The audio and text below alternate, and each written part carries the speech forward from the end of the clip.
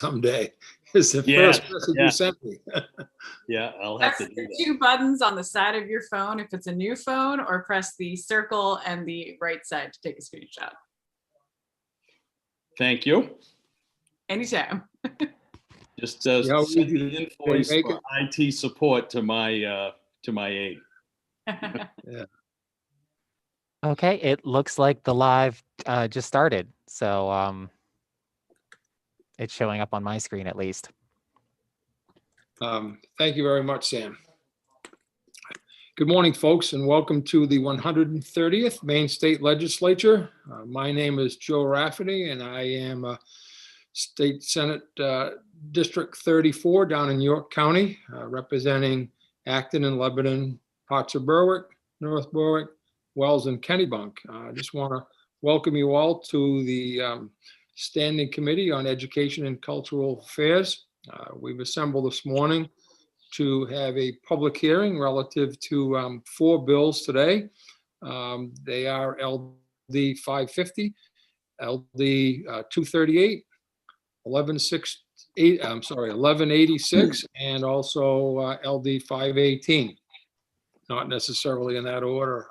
In any case, public hearing will give us an opportunity to hear from folks that have sponsored the bill and maybe testifying for, against, or neither for nor against throughout the meeting. And please keep in mind, anyone that is invited in to speak, that the meeting is being recorded. If you are in the meeting, it is also viewed live, and anything you say can also be heard. So just be careful with microphones. We understand in starting late due to some technical issues and difficulties. Hopefully those have been solved, and we'll be able to complete the hearings without any more interruptions. That said, I'd like to invite my fellow committee members to introduce themselves, and I will start with my co-chair, Representative Brennan. Thank you, Senator. My name is Michael Brennan. I represent District 36, which is part of Portland. Thank you, sir. And Senator Daughtry. Thank you, Mr. Chair. Good morning, everybody. Happy 5th of May. I am Maddie Daughtry, and I represent Senate District 24, which are the communities of Brunswick, Harpswell, North Yarmouth, Freeport, and Pownell, and many little islands that I don't have enough time to list. Thank you. Senator Woodsum, please. Yes, Dave Woodsum, District 33 in northwestern York County along the New Hampshire border. Thank you. And Representative Crockett. Yeah, good morning, everyone. Ed Crockett, District 43, which is part of Portland and part of Felm. Thank you. Representative Dodge. Thank you, Mr. Chair. Good morning, everyone. I'm Jan Dodge, House District 97, Belfast, Northport, and Waldo. Thank you. Representative Lyman. Good morning, Sheila Lyman here at the Capitol, District 74, J, Livermore Falls, and part of Livermore. Thank you. Thank you. Representative McCray. Yes, good morning, everybody. I'm Dave McCray. I represent the towns of part of Presque Isle, Easton, Fort Fairfield, Limestone, Caswell, Hamlin, Sear Plantation, Connor, and Stockholm up in District 148. I only do that once a month. Thank you. Representative Millett. Good morning. I'm Rebecca Millett. I represent House District 30, which is most of Cape Elizabeth. And just want to let you know that I have 2 work sessions and a public hearing this morning, so I'm going to be bouncing in and out. My apologies. Thank you. Yes, and that's kind of a common theme with committee members, folks. So it's you may see us coming and going fairly regularly throughout sessions. Representative Roach. Thank you, Senator Rafferty. I'm Tim Roach, District 7, and I did get to see my, whoops, I want to do this right. My friend is here with me now, my dog. Our school dog, therapy dog, has come into the room to visit, so just wanted to introduce you to Rudy. Well, thank you. Representative Salisbury is going to join us shortly, I believe, and Representative Sampson.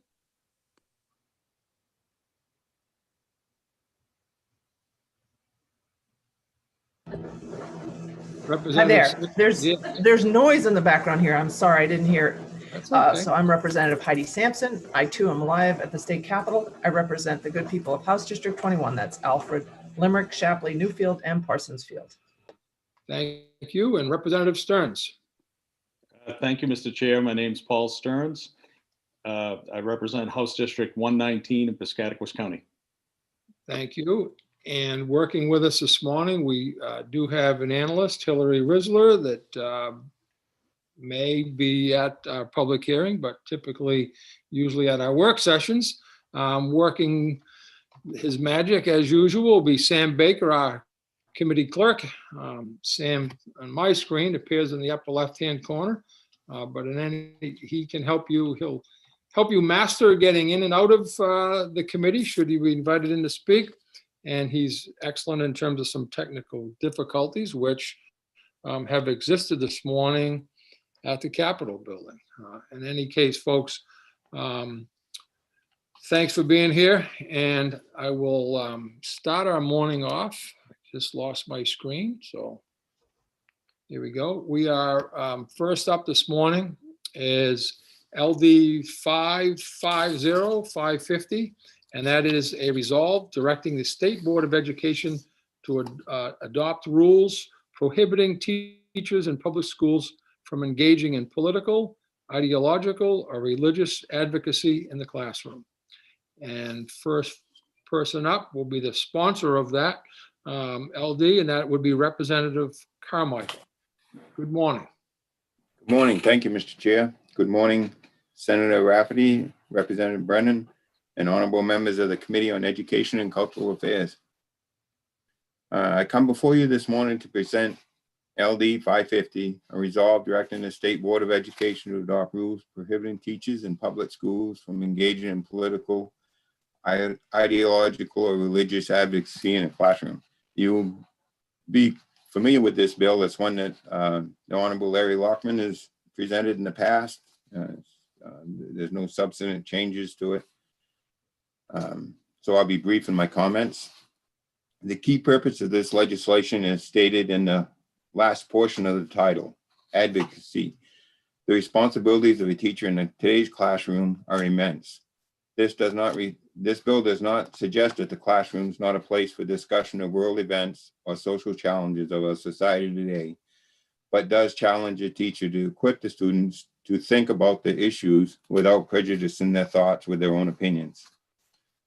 A lot of catchphrases like critical race theory, synthetic racism, and other issues that we're facing today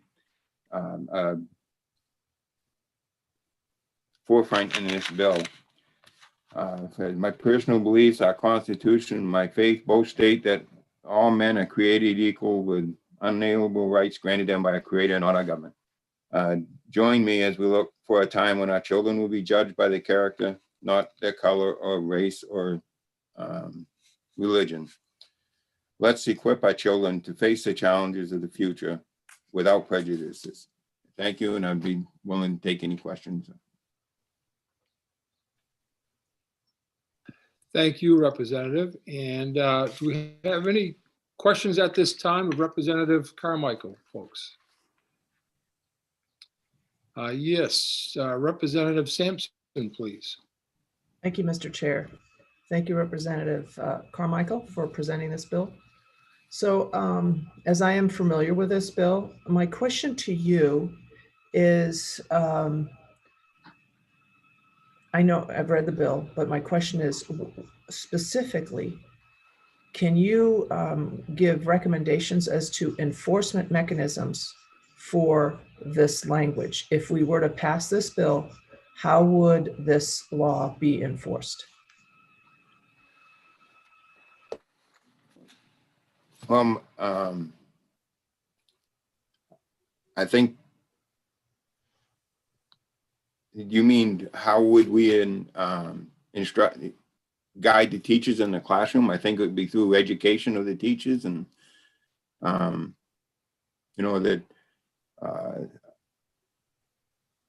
Or are you talking more about penalties for violations? To me, it's more of an educational thing. Let's make sure the teachers are properly equipped to guide the students in learning to think and form their own opinions without prejudice of theirs. Okay, thank you. So you're essentially, what we're asking is for the State Board of Education to kind of come up with those parameters by which this should happen. Is that what you're saying? Yes. Okay. Okay, thank you. You're welcome.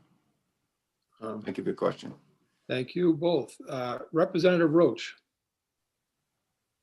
Thank you, and thank you, Representative Carmichael, for bringing this up. But the question I have for you is, if you looked into this, that this isn't being done. Being in education, it's all we talk about half the time is how you present things in a non-biased viewpoint, and discussions do happen in the classroom, as we all know. I'm not against what you're saying. It's just I feel it's already being done. And have you looked into whether this is being done, or why this is new to this? Why this bill would be new to something that isn't already in place? Well, I think the world events of today, all the stuff that went on last fall, there's a lot of opportunity for opinion. I think you're absolutely right that a large portion of the teachers are have the best intentions and do the right thing in forming the young people's ability to gain their own their own opinions, their own thoughts. But I do believe there is some abuse of that in the classroom that I'd just like to see guidelines formed to make sure that we don't usually make laws and regulations for the 80%. We usually make them for the 10 or 20%. So I would just like to see this as a guideline so that all teachers would be uniform in this, and we wouldn't have any that was outside of them lines. Thank you. And Senator Daughtry, please. Thank you, Mr. Chair, and thank you, Representative, for being before us this morning. I think sort of building off of what Representative Roach was saying and what's going on in our school districts, reading the bill, I'm a little concerned. I'm thinking of some, history teachers who, part of critical thinking is exploring all sides of an issue and could be in a class, and part of, whether it's debate, whether it's critical theory, could be, using, the experience to get their students to think by taking both different sides of the issue. And I'm just nervous that could be misinterpreted with a law like this and really get in the way of sort of, development of exactly what you're saying for our students, critical free thinking. So I'm just wondering, there's a lot being done with their school boards and with the State Board of Education to make sure this is happening already. I'm just wondering if you're familiar with those efforts, and also, I just don't see any insurance in the language of the bill to make sure that wouldn't get in the way of that type of education. Yeah, I share your thoughts, but I do think there is some of that going on. And again, this would be a guidance for the teachers. So not for the ones that are doing it right, but it's just a help for the ones that maybe aren't. And, that's the purpose of the bill. Thank you. Any other questions, folks, at this time of Representative Carmichael? Seeing none, sir. Thank you very much for being here. Thanks for your testimony, and good luck moving forward. Yes, have a good day. Of course, need to reset that. Next up, speaking for the LD, that we have 4 folks that are going to be back to back. First will be Representative Sherman Hutchins, and then Jennifer White, Lawrence Lockman, and Penny Morell. Representative Hutchins, good morning.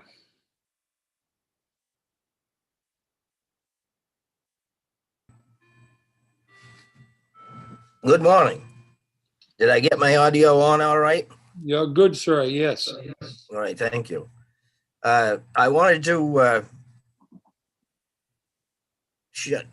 chime in with Representative Carmichael's thinking a little bit and mention several things that I've heard recently.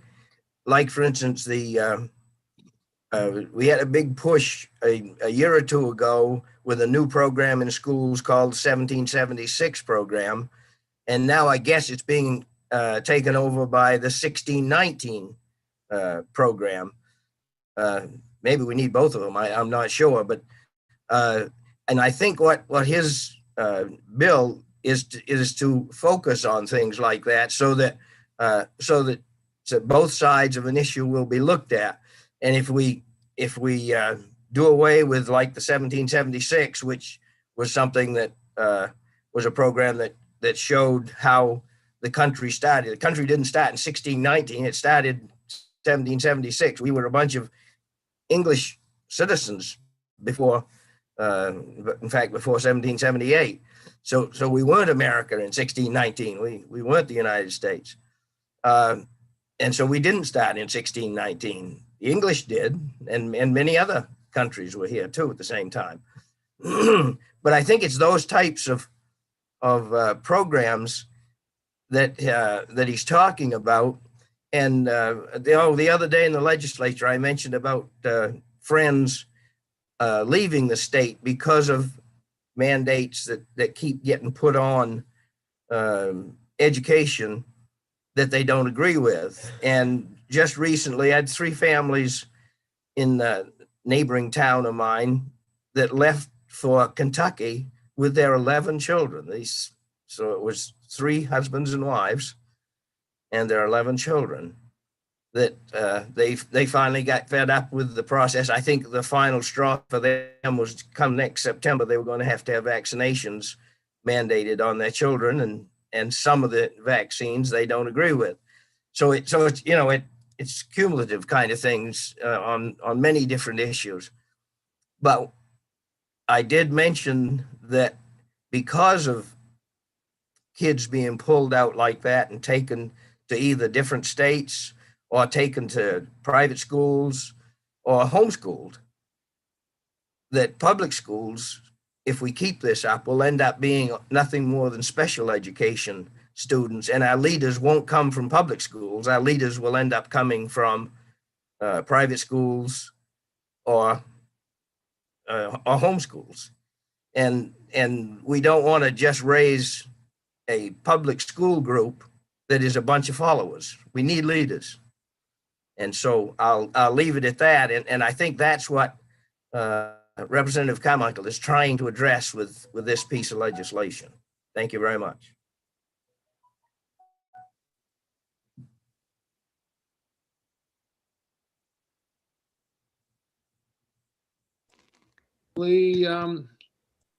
Muted myself, but I'm sorry about that, sir. We do have 2 questions, and first up is our Senator Daughtry with a question for you. Sure. Thank you, Mr. Chair, and thank you, Representative, for being here this morning. I just have 2 questions off of your testimony. One, I'm not sure if you're aware, the 1776 commission that you mentioned was never adapted either at the federal level for the Department of Education or from the Maine Department of Education. Yeah, I did know that. It was in the process of being, and then it was overtaken by, I think, this 1619 project. And I'm just wondering if you've actually seen the sort of response to the work that had gone on to the 1776 commission. If you were able to see, it was actually decried by most historians on all sides of the issues and across the political spectrum for actually being one of the most one-sided pieces of education curriculum to be developed in this country. So I'm wondering if you'd seen any of the response on that report. No, I haven't. Yeah, I would urge everyone to definitely take a look at that as well. Thank you for your time. Thank you. Any other questions? Representative Hutchins, I hate to hear that we had families leave Maine due to mandates, but Well, that's only a very few of them. That's just in my neighboring town. yeah, well, that's unfortunate. It sure is. However, would you see that this bill would prevent or welcome that topic as a potential for debate in an educational setting? Pro or con in terms of vaccination? Would that discussion be permissible under this LD? You mean as to whether there should or should not be? Well, could that discussion take place, or would this LD prevent that from happening? I would hope it would be allowed to be discussed. I see Representative Carmichael. Thank you, sir. Thank you. Thank you, Representative. Yes, thank you. And thank you for that question. I don't think this bill's aim is to stop any discussion or any debate in the classroom.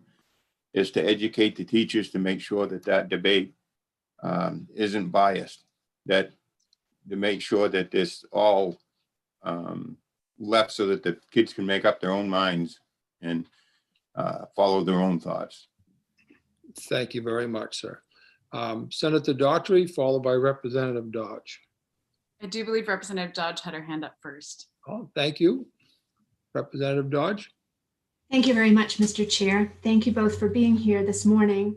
My question is then around the training that you are hoping our educators will receive at universities and colleges throughout the state. What did you find is occurring at those institutions to instruct teachers to be unbiased when they present issues in the classroom, please? Thank you. Yes, Representative Carmichael. I'm sorry, point of order, Mr. Chair. This is a public hearing, and the sponsors have an opportunity to speak at the beginning, but then normal procedure is that after that point, they don't get to speak again until the work session. Thank you. Representative Dodge, we can hold that thought.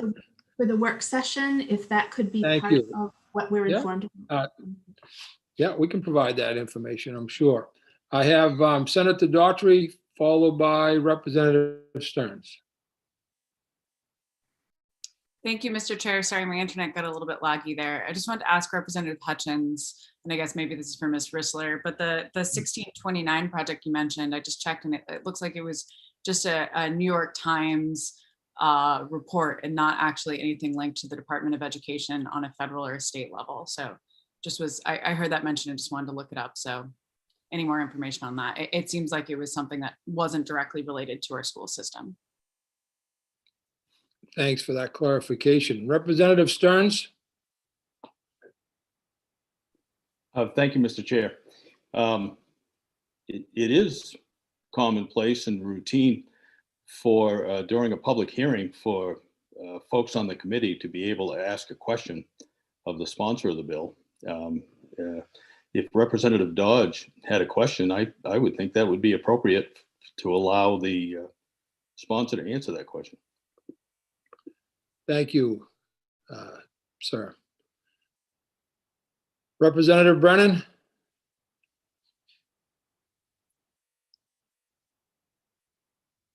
Just to address the question that Representative Stearns raised, once the sponsor of the bill has completed his initial comments and we've moved on to other speakers, his or her ability to answer questions from members of the committee has to wait until work session.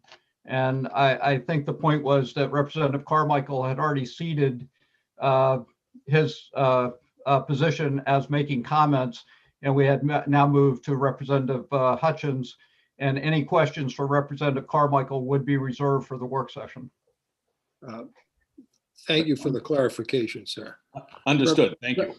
Thank you. Thank you both, as well as Representative Millette for pointing that out. Any additional questions at this time for Representative Hutchins? And thank you, sir, very much for being here. We appreciate your testimony and your time. Have a good day. And come on, my screen. Next up was Jennifer White is scheduled, and Jennifer will be followed by Lawrence Lockman and Penny Morrell. Morrill.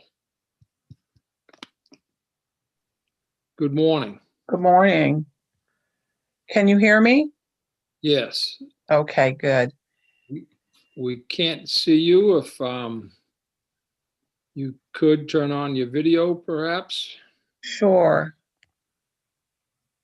How's that? Thank you. Okay. That's fine.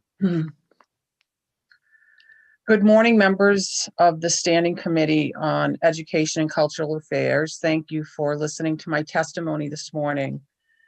My name's Jennifer White, and I am a co-director and owner of an early childhood education center in the Lakes region and a resident of Gray. And I'm testifying in favor of LD 550.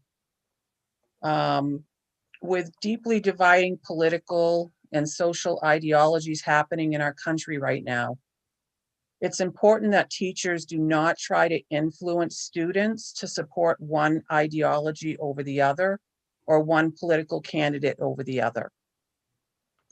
My daughter has come home from school many times expressing her frustration on how she believes these things are happening. I have also had conversations with others who express the same thing. And this has been going on for some time. Students should never feel pressured to believe a certain way because the teacher believes that way. They should never be made to feel that their thoughts and feelings and their voices are wrong because they do not advocate for a presidential candidate or advocate for an ideological movement. Students should learn that it is okay for them to have differing opinions. School classrooms should be a safe space for students to openly discuss ideas without feeling fearful that theirs is wrong. And many students, from my conversations, have felt that way and have remained silent or have not felt like what they had to say was something that they felt safe saying in the classroom. We have a deeply divided country right now, and if we want the next generation to be able to do better, we need to give them the tools to do so. Learning how to have healthy discussions when there are strong differences of thought is an extremely important tool. And as legislators, I'm sure that you can all agree with that. But teaching students from a slanted perspective is influencing children to think a certain way instead of allowing them to form their own judgments and opinions. Schools they have a policy in place so that teachers are not supposed to show bias, but should teach from all perspectives. Although some teachers have mastered that skill, I can assure you this is not happening in many classrooms. I believe if a parent and student poll were taken statewide right now from public school districts, it would be a real eye-opener. Many teachers are not fully practicing an anti-bias stance in their teaching practices. A policy in place that is not being followed is meaningless. A policy in place that provides no real accountability is not helpful. I am asking that our state legislators please take notice on this important bill and act. Please vote ought to pass on LD 550. Our students really need to have critical thinking skills, and our classrooms need to be safe spaces for them to be able to share They're deferring opinions and thought processes without teachers steering them. Thank you so much for your attention to this matter. Thank you. Folks, do we have any questions of Ms. White at this time? Yes, Representative Salisbury. Thank you, Mr. Chair, and sorry for my late arrival. I'm Sue Salisbury. I represent House District 35, which is part of Westbrook. Thank you, Ms. White, for your testimony. I certainly appreciate that. And I was wondering if you would agree that some of the ideology that you just were talking about that you thought was important in the classroom, wouldn't you agree that a lot of that starts at home or should start at home? I think that, you know, just being a mother myself and working with children, I mean, my center cares for about 100 kids going all the way through 5th grade. And I think that kids have differing opinions. And yes, some of that does happen at home, but some of that also happens to a great extent in the classroom. And also in talking with their peers at school. So yes, I mean, I think some of those important conversations should be happening at home. They don't always happen at home. But I do feel that teachers have a huge, huge influence on their students. Yeah, and I was leaning more towards the anti-bias and understanding difference of opinion and things like that sort of thing as well. Thank you for your answer. Yes, you're welcome. Thank you. Not seeing any additional questions, Ms. White, just want to thank you for being here today. We appreciate your testimony and your time. Have a good day. Thank you. Thank you. Next up is Lawrence Lockman, followed by Penny Morrill.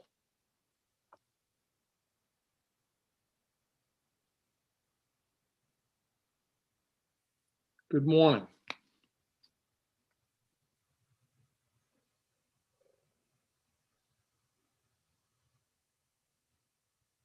Unmute.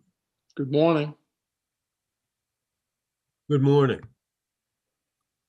Am I connected? I can hear you, sir, but I can't see you yet. If you have an option to turn on your video. It looks like it.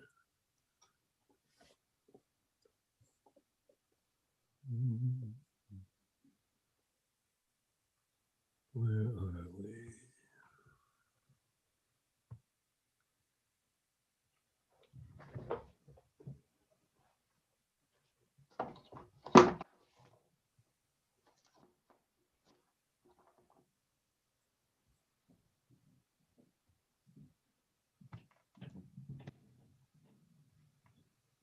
You still there, sir? Yeah, and it's telling me I can stop the video, but apparently it hasn't started.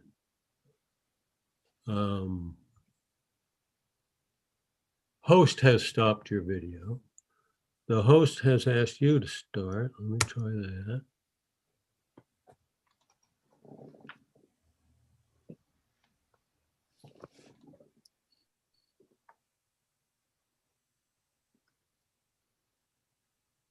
Yeah, I got a message that host has stopped the video, so I don't know if.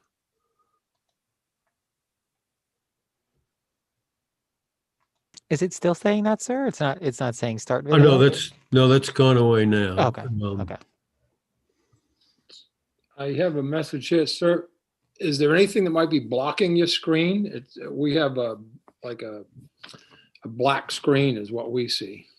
Yeah, no, it was the camera was working fine this morning. I've got an option to stop the video, but start video.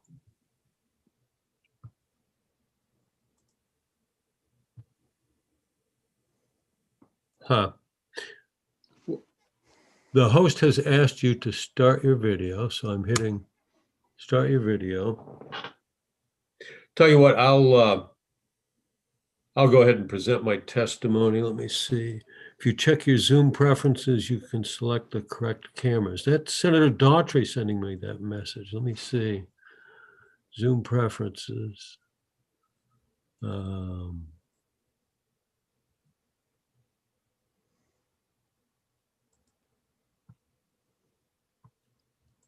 Not to jump in, but there should be, if you open your settings, there should be a video panel where you can select which camera to use. Sometimes some computers disconnect if it's an external camera, and you can also make sure you have the right microphone. Senator Daughtry sending me that message. Let me see. Zoom preferences.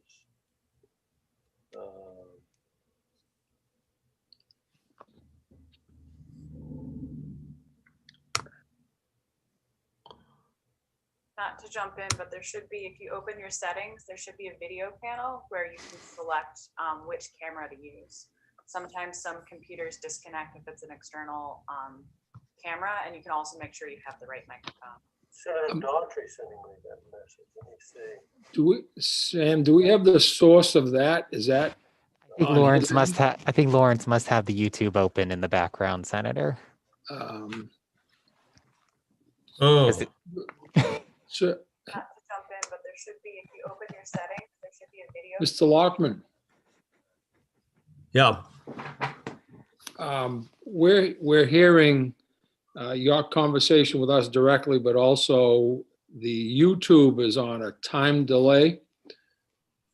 Is it possible that you could shut the YouTube off? Let me see if I can find. I'm not sure if it's on the same device or not. Yeah. Mr. Chair, if I can jump in here, could we go to the next speaker and maybe come back? Sam, would him leaving and coming back be helpful, and we can move on and then let him get in? It couldn't hurt, Senator. Yeah, let me do that. I'll just close everything and try to log in again. Sorry about Thank that. you. folks. Thank you very much. And Lawrence, you can just use the same link that you got in your email to rejoin. Yep. I will try that. Thank you, Senator Woodson, as well. We have Penny Morrill.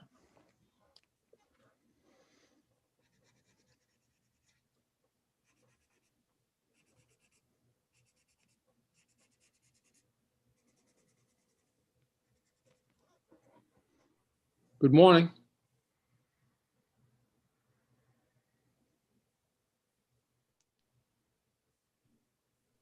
Can you hear me? We can, yes. Praise the Lord. Thank you. I'm going to ask a tough question. Is it possible that you can turn your video on? Stop my video right here. Please. There. How's that? All right. Thank you. Thank you very much. Yes, Senator Rafferty, Representative Brennan, and members of the Educational and Cultural Services Committee. Oh, by the way, it is Morrell. You said Morrell correctly, and then you changed it to Morrill. That's what most people call me, Morrill, and it's Morrell. So thumbs up for getting it right the first time. Thank you for the opportunity to appear before you today. I'm Penny Morrell, State Director of Concerned Women for America of Maine, speaking for Concerned Women of America, LAC. Concerned Women for America is the largest public policy women's organization in the nation with hundreds of thousands of members across the country. And CWA of Maine supports LD 550, resolve directing the State Board of Education to adopt rules prohibiting teachers in public schools from engaging in political, ideological, or religious advocacy in the classroom. We believe that education should be about teaching students how to think, not what to think and believe. Indoctrination has no place in the classroom. Depending on who the teacher is determines what is taught to the students. We must get back to the 3 R's, reading, writing, arithmetic, and leave the philosophy of teachers at home. Students are sponges for knowledge and deserve a free and appropriate public education paid by taxpayers. The Honorable Larry Lockman introduced this bill in the previous session of the legislature and said in his testimony, when it comes to these controversial partisan issues, we can have a vigorous discussion in the classroom over those issues, but the teacher needs to give both sides, and the teacher frankly needs to leave their opinion out of it. We ask this committee to vote ought to pass on LD 550. Thank you, and I'd be happy to take any questions. Thank you, folks. Any questions at this time? Seeing none, Ms. Morel, we appreciate you being here. Thank you very much for your testimony, and Thank you you. have a great day. You too. Thank you so much. Welcome back, sir. Mr. Lockman. Yes, I think I figured it out. I stumbled through the hoops. Well, you are up and running, sir, and you have the floor. Thank you very much. Good morning, Senator Rafferty, Representative Brennan, and distinguished members of the Education and Cultural Affairs Committee. I am Lawrence Lockman. I live in the Penobscot County town of Bradley, and I'm here to voice my support for LD 550. By now, just about everyone has heard of critical race theory. Formulated in the 1990s by Marxist intellectuals, CRT was relegated for many years to universities and obscure academic journals. But in the past few years, this overtly racist ideology has spilled over from the faculty lounge into K-12 classrooms. Critical race theory divides humanity into two classes: the oppressors and the oppressed. The oppressor class is the white race collectively, and the oppressed class is everyone else. In a nutshell, students are being taught that America is a racist nation and that white people are inherently racist. Our kids and grandkids are being taught to hate themselves and hate their country.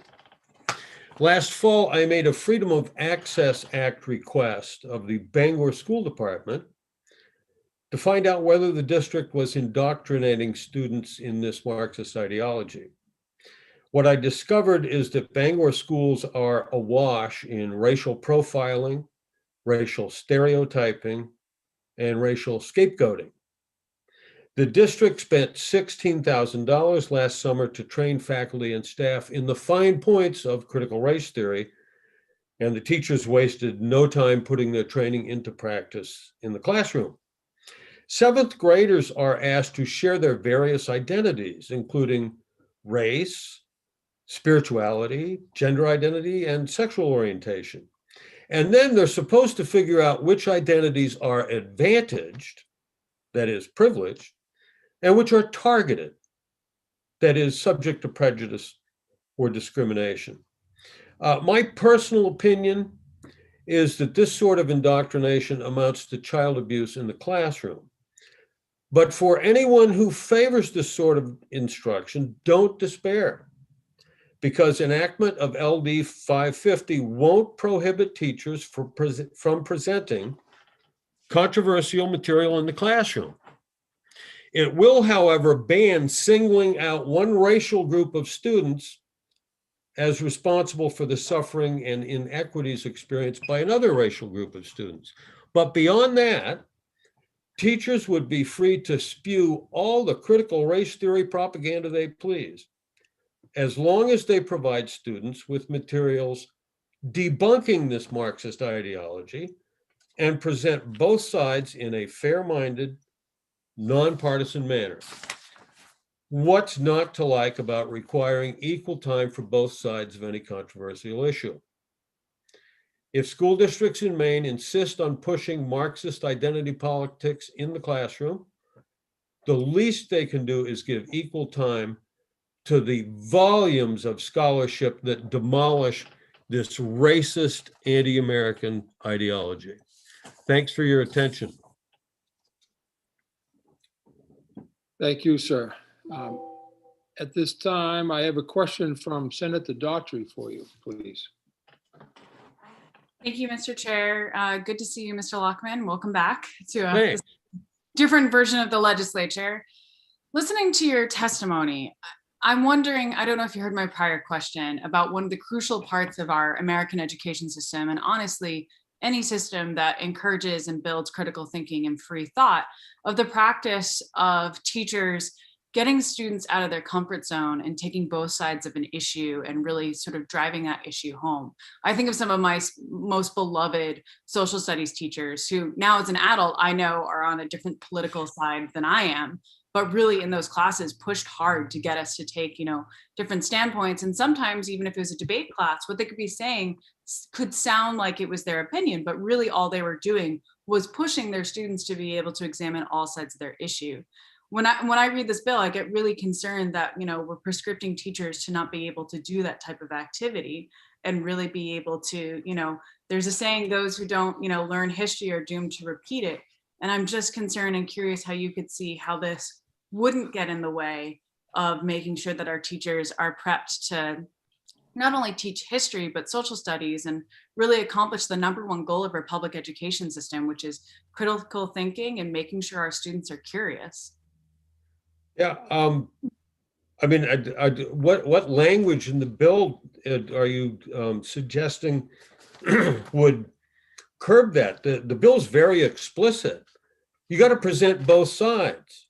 Mm-hmm. And I don't see that happening. This garbage that the Bangor School District contracted for spent $16,000 to have a left-wing nonprofit come in and train all the teachers in this and then have them impose that on the students.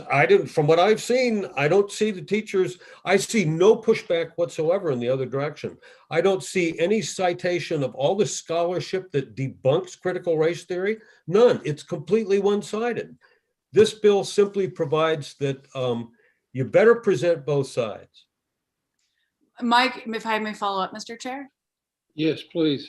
Thank you very much. My concern is that someone could hear something out of context or state that a teacher was taking an opinion when their coursework that week could be, say, I defer to the teachers on this committee and their own personal experience about their lesson planning, but say it's something to do with the American presidency or, elections or, something like that. They could be in that week taking the stance of, examining things from one side, and that the concern could be leveraged against that teacher, that they're, compelling their own opinion, when really they're, taking things one step at a time to make sure that they're building that critical, well-rounded curriculum. I think that's my concern, is that, teaching a course and going with a lesson plan that, it's been worked on, by this teacher and with, different, curriculum stakeholders could be seen, we've all heard the phrase, playing devil's advocate, when they're playing all different sides, that it could be leveraged against them, that it's their personal opinion. That's where I see that coming in with that. Well, I guess what I would say that the bill directs the State Board of Education to draft rules. It gives them some guidance, obviously. That would come back to the legislature for enactment. Frankly, I don't see a problem with having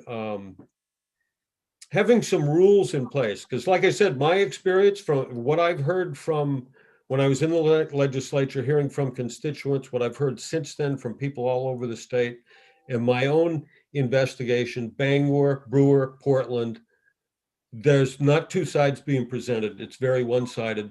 Kids feel intimidated. I think teachers should leave their personal opinions at the door when they have an impressionable audience of minor children. And frankly, I don't see anything in the language of the bill that should cause any alarms. Thank you. Thank you. I do have an additional question, sir, from Representative Roach.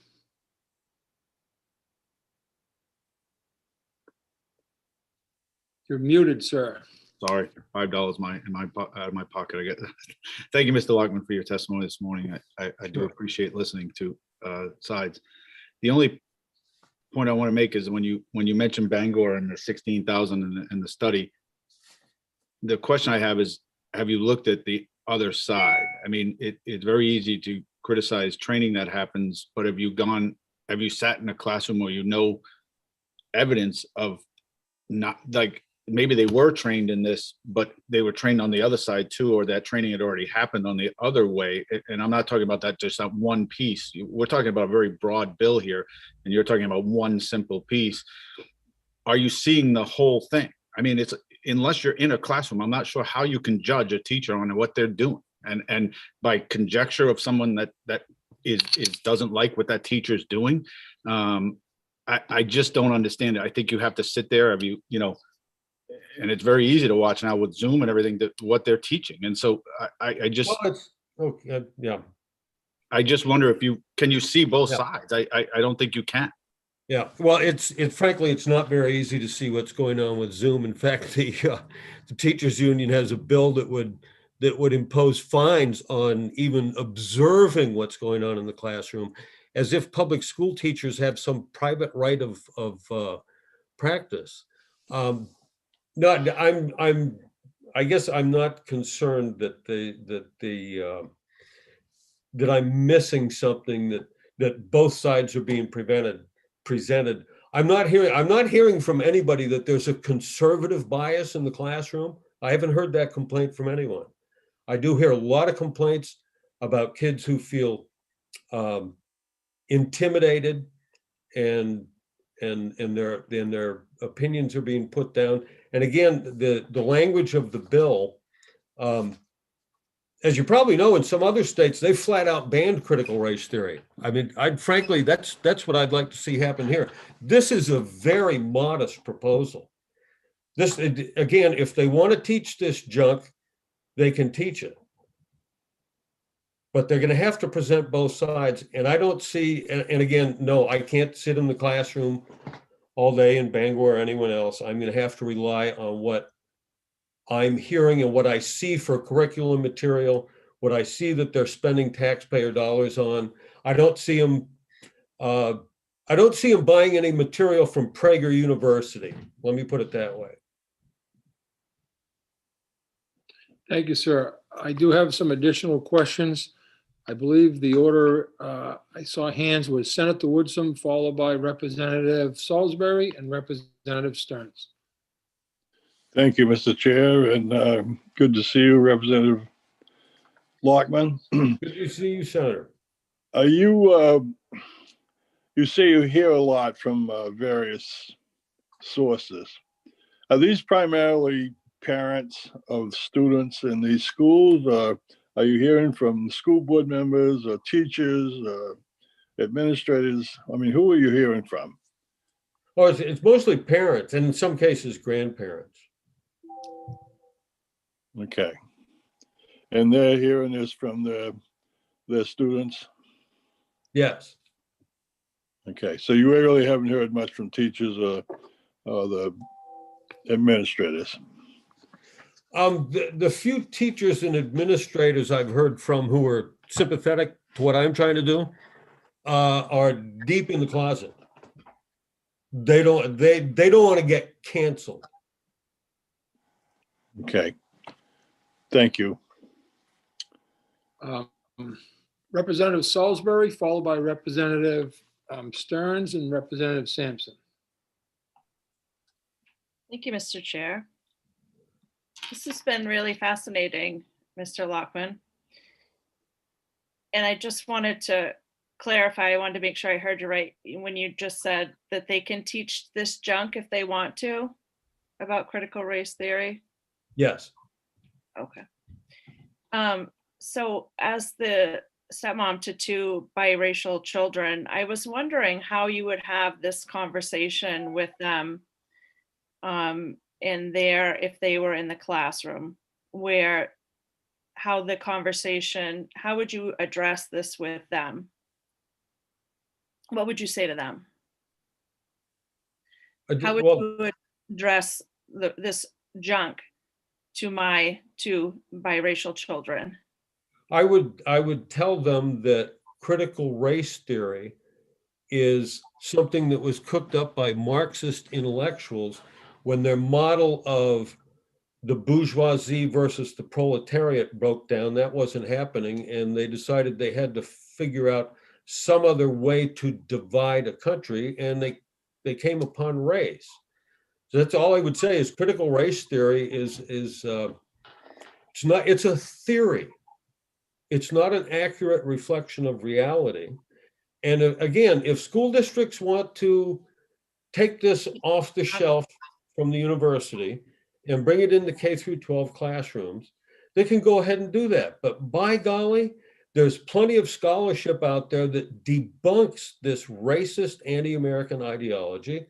And I simply think it's be a good idea to present both sides to the students.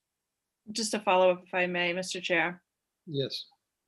And how would you explain the current racial tensions and the racial ideology presented outside of the classroom to my two biracial children? Well, I'd be glad to answer questions about the bill. I mean, this could be a long public hearing if we're going to have a discussion about your opinion or my opinion of what's gone on for the last year in the United States as far as racial issues. Right. And in my opinion, that's exactly why we should have this. Thank you. Yep. Representative Stearns, Senator Daughtry, and Senator Woodson, please. Thank you, Mr. Chair, and welcome, former Representative Lockman. Thank you. Question for you. I'm reading the context of the bill, and it seems quite generic. It covers all topics. In other words, any controversial matters, those type things. Would you agree that perhaps the critical race theory piece that you mentioned would be more of a curriculum nature, that adopting curriculum, although curriculum and how it's delivered do have that, there is a gray area there. Wouldn't that be more of a curriculum issue? I suppose it would, although, as you said, the bill is rather generic.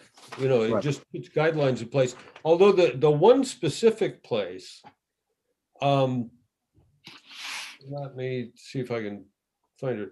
Yeah, it would outlaw segregating students according to race or singling out one racial group of students as responsible for the suffering or inequities experienced by another racial group of students. Now, to me, that kind of encapsulates critical race theory.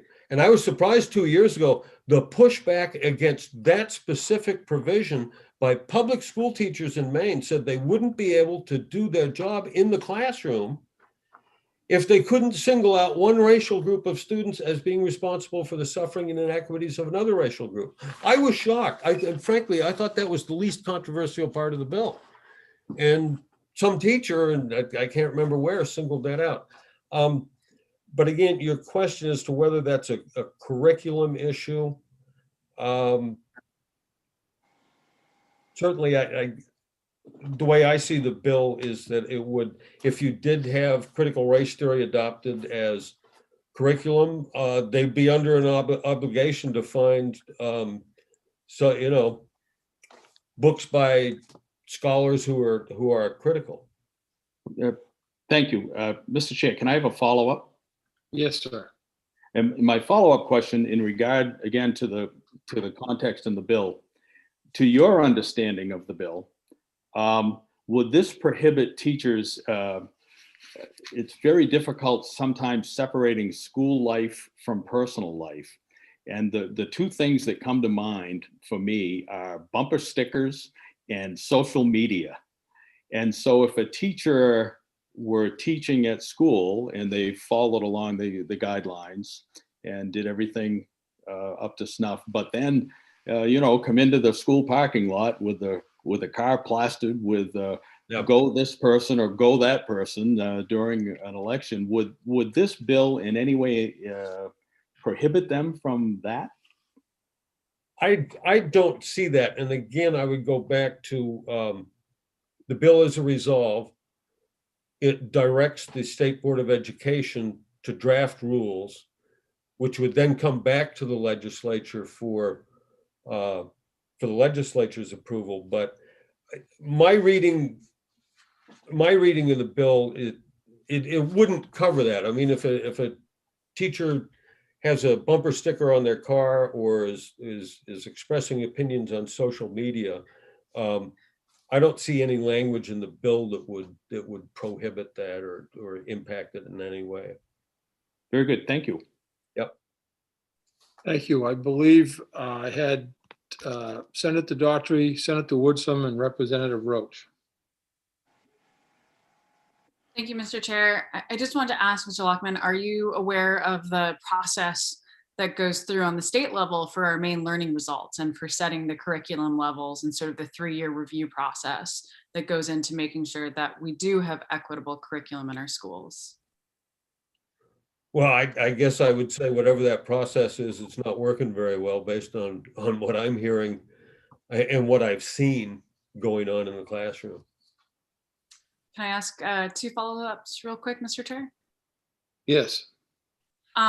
Leading off of that, I'm just wondering, what is your experience in the classroom? I think that sometimes as policymakers, one of the issues with education, when you get elected, not everyone has an experience with energy utilities and technology. Not everyone has an experience with marine resources, but when we all get elected, we all have an experience with education, our personal ones, with those around us. And I think sometimes as legislators, it's hard for us to remember that, we really need to defer to those in the field. And just because we have an idea that might necessarily fix education, I'm looking at my colleagues on this committee, either just retired from schools or, other fields. And oftentimes they are the ones who are really more aware than any of us what's going on. So I'm wondering, in researching in your support of this bill, outside of stories from, parents and grandparents, if you've had conversations with teachers or been in schools and seeing this in action. And I have talked to teachers, haven't been in the schools, but again, I'm seeing the material. The freedom of access requests I've made to Bangor, Brewer, and Portland, I've seen what they're doing. And frankly, I am not going to defer to the experts. They work for us. We don't work for them. And my last question for this one, for just what you just got me thinking about on that one, I think my question of listening to what you're saying and thinking, say this bill goes through, say the state board goes through this process, and you're driving passion behind it, and the different methods you've said that make this necessary. Considering all of that, if this were to become law, I'm wondering, in your point, how would someone be able to teach the Civil War? How would they be able to have that very difficult, charged conversation about the history of slavery in this country without fear of potentially ramifications from this?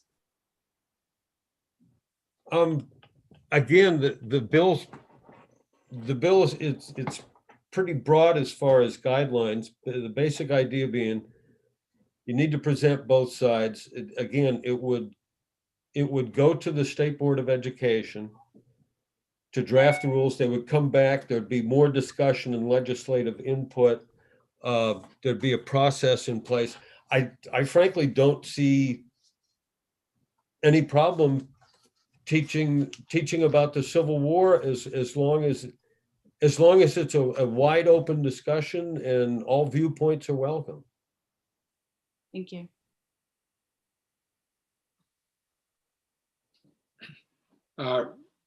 Senator Woodson, please, followed by Representative Roach.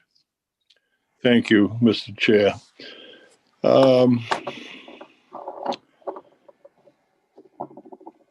Mr. Lockman, it concerns me.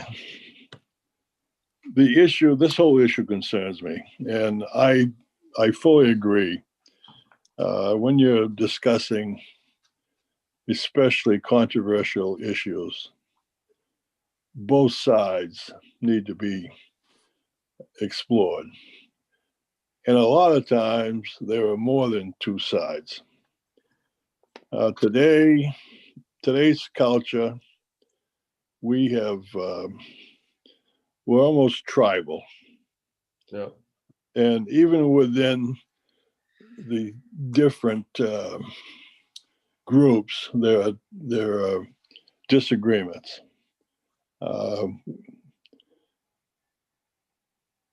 taught for 35 years. I taught a course that was called Viewpoints.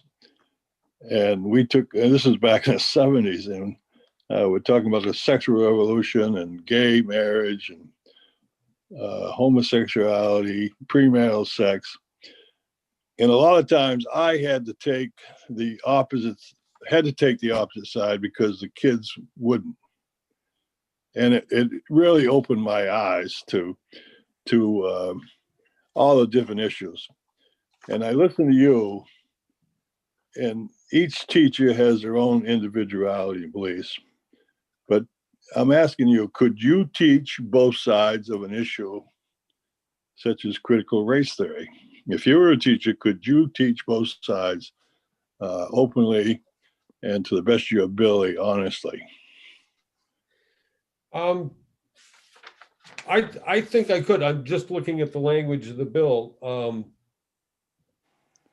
It would prohibit advocating in a partisan manner for any side of a controversial issue. The rules must require a teacher to provide students with materials supporting both sides of a controversial issue being addressed and to present both sides in a fair-minded manner.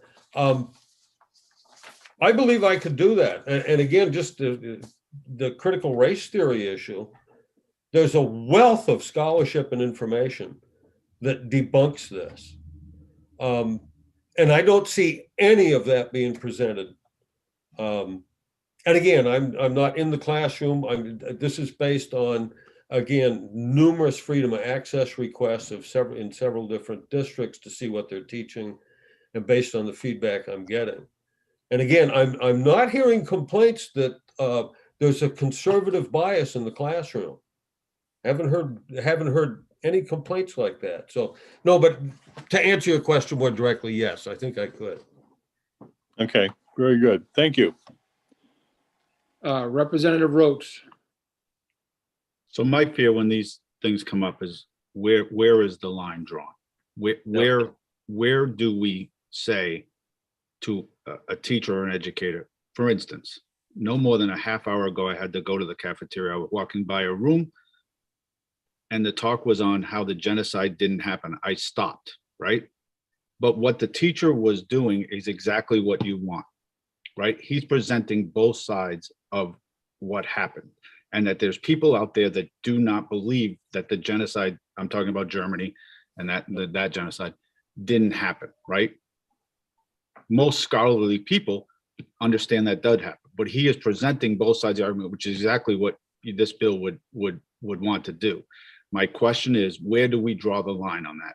So if I want to teach that the world is round, but we know there's a whole group of people now that all of a sudden decide the world is flat, do I have to present the flat to a student? I know that sounds ridiculous, but where does the line go? Where does that go? And that's when you make these bills, there is no line. I guess I'm testimony. I'm not asking a question, but except for where's the line drawn? No, it's a good question. How do you define what's a controversial issue? And again, is it do we have to present both sides? People who believe the Earth is flat versus people who believe it's round, and I believe it's addressed in the. I'm looking at section 5. And that could possibly be amended. I believe I proposed an amendment to clarify it. A controversial issue is something that's in the party platform of a major party that's qualified for the ballot. And so that would give some boundaries to define what a controversial issue is.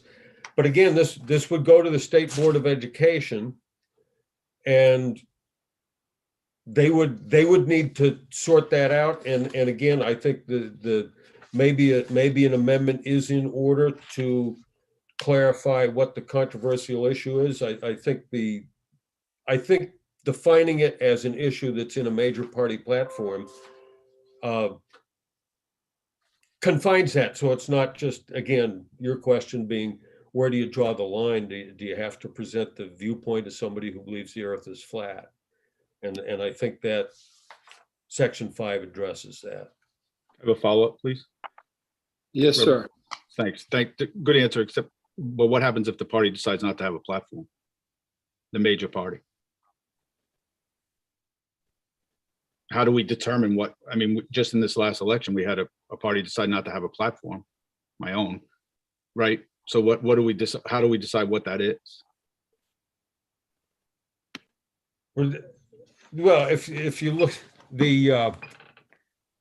any party qualified for the ballot in the state at federal level, their party platforms, again, that's the attempt to put some limits on, or some definition to what a controversial issue is. I guess I don't understand what you're getting at. If a party that doesn't have a platform. Well, you said we determine whether it's controversial or not by the party's platform. If the party chooses not to have a platform.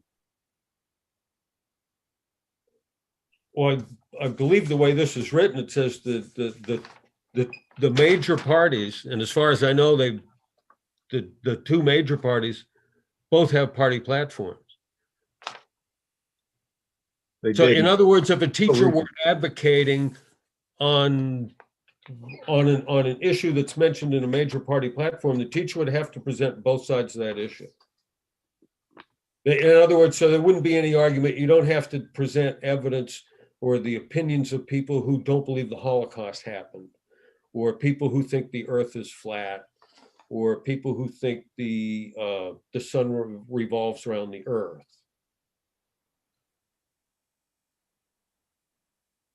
I'm going to follow up on more just because of what you said. I think it's important that we do teach that there are people that believe the Holocaust didn't happen. When you just said that, I think it is important to teteach that. Okay, well, yes, to teach, but you don't necessarily have to give equal time to their viewpoint. But no, I see what you're saying. Thank you. Senator Daughtry, please, followed by Representative Lyman. Just one other thing that came into my mind while considering this and thinking of this conversation. You mentioned having people, and it might have been you, but I think it might have been someone before, of people moving out of state because of concerns about curriculum. And I think as this conversation, especially building off of what Representative Roach just said, I'm wondering if you're concerned. We hear time and time again on this committee that there are too many burdens on our teachers, that there are too many mandates, that we need to stop mandating curriculum and let teachers teach. And I'm wondering what you think that the sort of top-down level mandate, instead of working at the local level with, our school boards and our curriculum groups, this top-down sort of style of mandating what teachers can and cannot do might have the same impact on teachers. And we already know that we have low morale, amongst many different teachers, feeling like they have to accomplish, miracles during a very limited period of the school day. I'm wondering if you see that this bill would be another potential mandate and another potential sort of burden on the backs of our teachers, who we have already asked to do yeoman's work, with everything else in front of them. No, the rules that would be promulgated by the State Department of Education would be sort of a code of ethics, and I don't see a problem with having a statewide code of ethics, a standard for teachers. Many other professions have codes of ethics, and if you repeatedly violate the code of ethics, you're going to be in trouble. So I don't see a problem with having that kind of accountability at that level. If I can just ask a quick follow-up. Yes. If you're aware, part of the training to become a teacher, does involve that code of ethics and the mission and the methodologies, and that's a huge portion of continuing education for most of our educators. Is what that mission is. I'm just wondering, I guess. To me, reading this language, I'm really concerned about just that further mandate from a state level of telling teachers once again that we as lawmakers know better than they do, and almost feels like, the rules are putting them on notice instead of continuing to take mandates off their backs and saying, providing continuing opportunities for them to develop the curriculums that achieve your very own goal. So I'm wondering if this is really the best method instead of, dealing with local level of making sure that our teachers are supported. So it just feels like a very top-down solution to something we should be working on, not only supporting our educators, but working on a local level.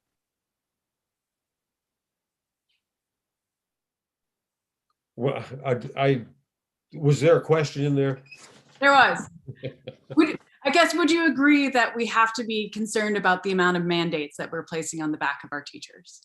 I'm sure. And as far as you made reference to teacher training, they emphasize that it's a code of ethics involved here. So again, I don't see any problem with actually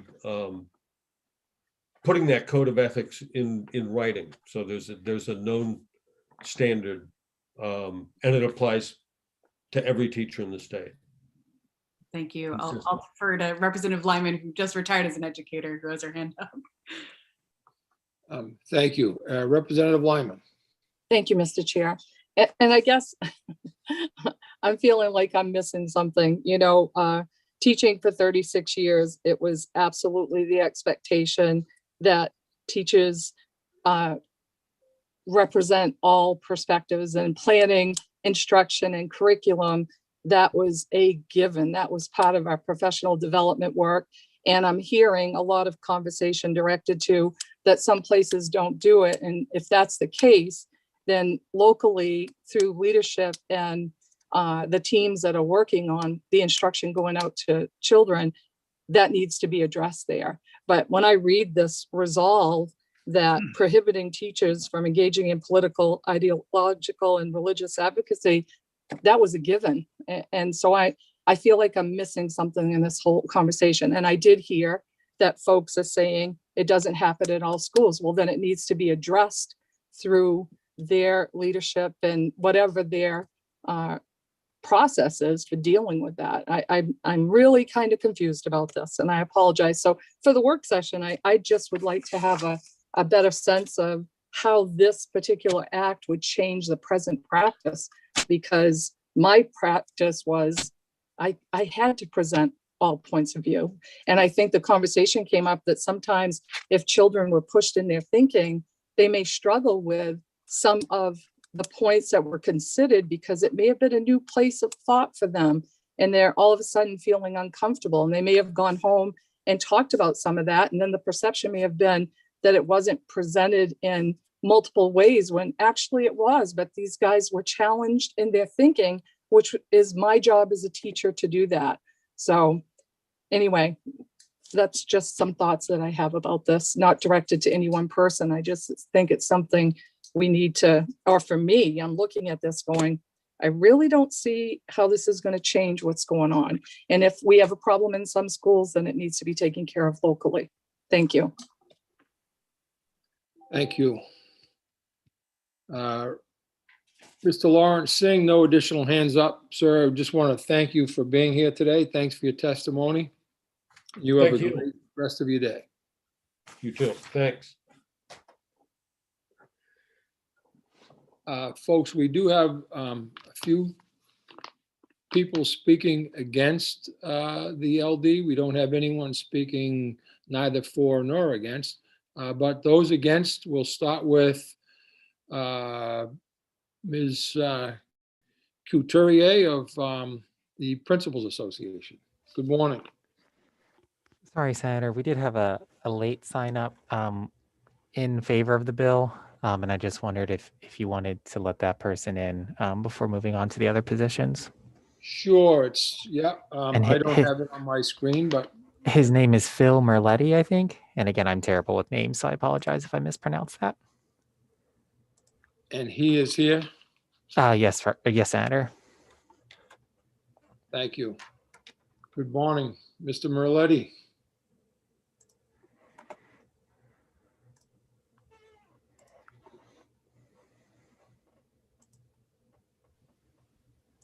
Good morning, sir. I think there's a problem here. I wanted to speak on another bill, and somehow or another, I got attached to this one here. Oh. I wanted to speak on the LD 11. I can't, I don't have that bill number in front of me, but it was on, Is it 1186, sir? yes, it was on Okay. teaching the Constitution in school. My So apologies. I'm sorry for the mistake, even though I can speak on this issue if you wish. We prefer the signups ahead of time. So yeah, Okay, I'll good. just move you back in the waiting room, and then when we move on to that bill, I Thank you apologize for the very mix much. up. Yep. Thank you. It's very interesting to Sorry about that, Senator. I could have sworn it was 550. That's okay, Sam, no problem. We have Ms. Couturier coming in, I'm guessing. Yes, Dr. Couturier is here. All right.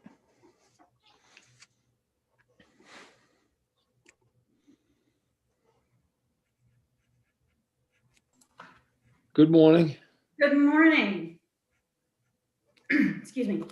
Senator Rafferty, Representative Brennan, and distinguished members of the Joint Standing Committee on Education and Cultural Affairs. My name is Dr. Holly Couturier, and I am the Executive Director of the Maine Principal Association's Professional Division, representing more than 800 pre-K to 12 principals and assistant principals of public and private schools in Maine.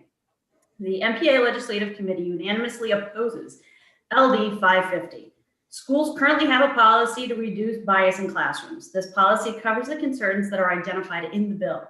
If teachers share one viewpoint, they have to share all viewpoints in a non-biased manner. Their responsibility is to provide facts only, leaving individual preferences out of the conversation. The other concern that we have is regarding the 3 hours of annual training on the new rules. There is not the time to offer training on an annual basis of 3 hours specifically on a topic that is already covered by another policy. For these reasons, the MPA urges the committee not to pass on LD 550, and I will be more than happy to answer any questions the committee may have. Thank you very much for your testimony as well as the offer. Any questions? Senator Daughtry, please. Thank you, Mr. Chair, and thank you for your testimony, Dr. Z. Quick question maybe for the work session, just if we could get, a little bit about that sort of, I don't want to necessarily use the code of conduct, but sort of, the instruction and the work our schools are doing to make sure that, we are achieving this goal. Absolutely, and specifically, are you talking in like teacher prep programs or what's doing on an annual basis? What specifically? Because there's both. They have to have it in order to get certified, and then the ongoing policy updates and whatnot that we have with our staff. So I can do both or whichever you prefer. Absolutely. I mean, both is definitely important. And I think that's what I was trying to clarify in a question before, is that this is something that's going on through the existing methodologies of teacher training. So I don't know if that's something that's easier for you or for Ms. Rissler. Just, we don't need a full 101 deep dive into the teacher prep course, but just, a little bit of it. And then I think the fact that, like any profession, this is a continuing education, and it's something that not only our schools, but our administrators, our principals and our school boards are working on this as well. Absolutely. Anything on that sort of assuades those fears. So I can tell you, people cannot go into education unless they take the class and have that content taught to them. Absolutely. Thank you. Absolutely. Thank you. I'm not seeing any additional questions, but I just want to thank you for being here and your patience as well as your testimony. You have a good day. You as well.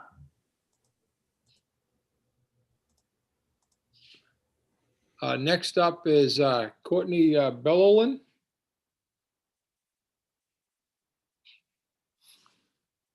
And she'll be followed by Eileen King and Grace Levitt.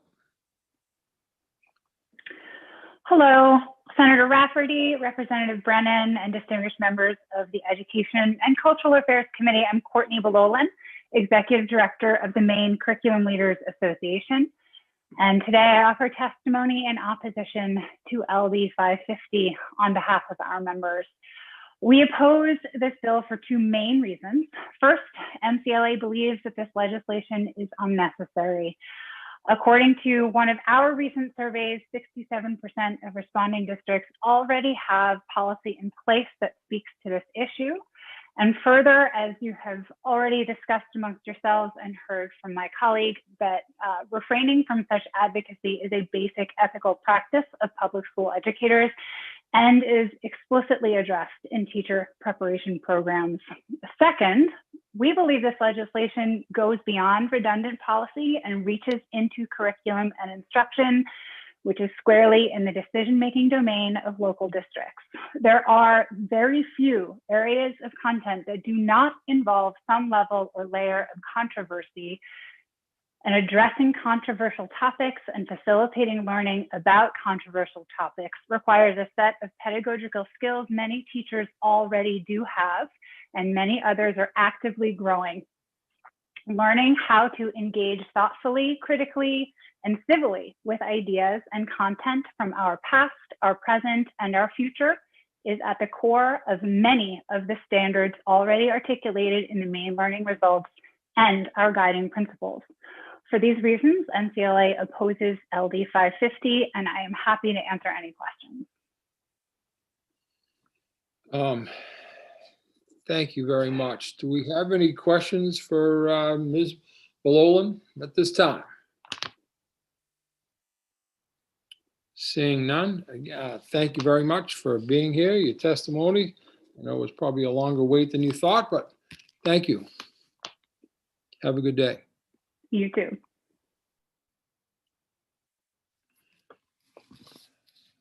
Next up, I believe, is Eileen King. Good morning.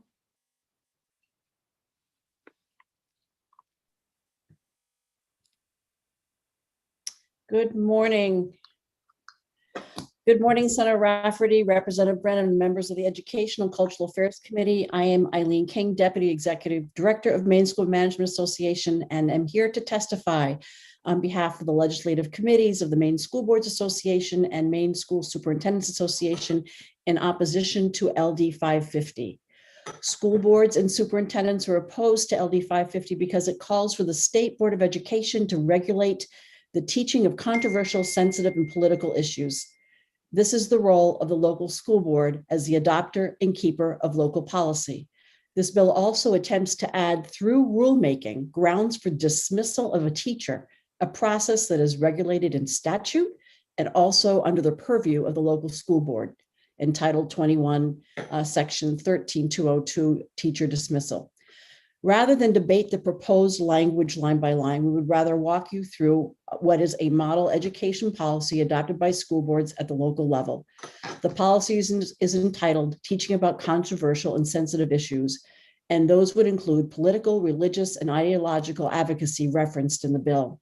There are 3 sections. The first talks about the responsibility of the school board to make provision for the study of controversial issues, largely at the high school level. The second talks about student rights. And the third talks about how teachers employ the same methods in teaching controversial issues as they do when teaching at any time. That third category focusing on teachers includes such things as selection of material appropriate to the maturity of students, making sure the material selected ties to the curriculum and is meaningful, presenting material in a balanced way, emphasizing the importance of keeping an open mind, and pointing out the method forming an opinion is as important as the opinion itself. As you can see in section C4, the policy also states that teachers have a right to express opinions as long as it is clear it is their own. We have also included a policy on guest speakers in schools who may be speaking to students about issues where there is disagreement. I'd like to close by saying that one of the most important roles in education is to help students discern between fact and fiction and to come to their own informed decisions and opinions. This has become even more critical in the age of Facebook and other social media, where what is true or false or something in between is not always obvious. Our ultimate goal is when students leave our schools that they'll be well prepared to think for themselves. And I would be happy to answer any questions. Thank you very much, Ms. King. I do have a couple of hands up. First from Representative Sampson, followed by Representative Dodge. Thank you, Mr. Chair. Nice to see you, Ms. King. Nice to see you. So last session, we had this bill, and there was a decision by the committee to have the main school management send a letter out. Can you speak to that, and where does that stand at this point? To send a letter out reminding. It was pertaining to the code of ethics. And if I remember correctly, I don't have it in front of me, but it had something to do with the fact that we were asking the main school management to send letters to the superintendents to consider adopting a code of ethics if they didn't have one. Can't remember all the pieces that were involved with that. Do you remember that? Representative, I don't remember. I'm starting to remember it now. There are school districts that do have a teacher code of ethics. I'm quite sure the MEA also have a teacher code of ethics. Is that what you're talking about? I'd have to go back to my notes from last session to jog my memory. Yeah, thank you. I don't know if Representative Millette is with us or if she's in another committee right now, but I know this was something that we had, or even Ms. Risler could speak to it possibly.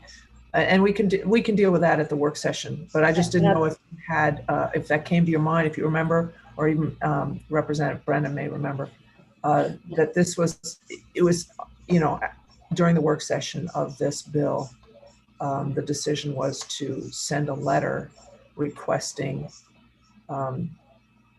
districts to examine this issue with the code of ethics. And I didn't know if you remembered it. Representative, I'll go back and look to see if we were asked to do so. I'm sure we did.